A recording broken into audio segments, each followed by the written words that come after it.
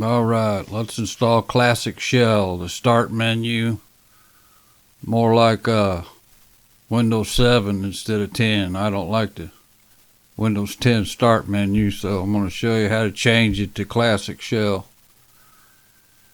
That Windows 10 start menu is crap. So let's go to Classic Shell, Google it. It's the top one that came up whenever I did it. Start menu, go to the download now.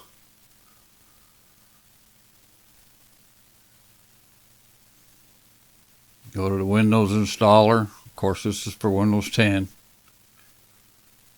I guess you could use it on 8, I don't know. This is for 10. Hit save, open it up. Next. I accept. Next. Next. Install. Finish. Here's the general release notes if you want to read them.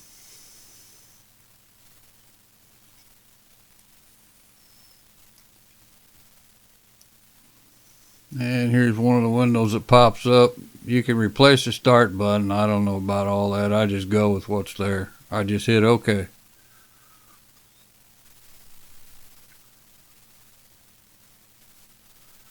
Go down to your start menu. Ooh, look at that. That's a whole lot better than that Windows 10 start menu. Control panel, everything's there.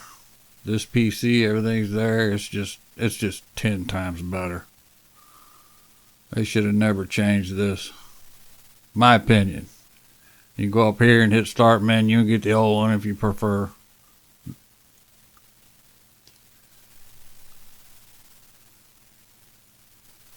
That's pretty much all there is to it. I like this a whole lot better.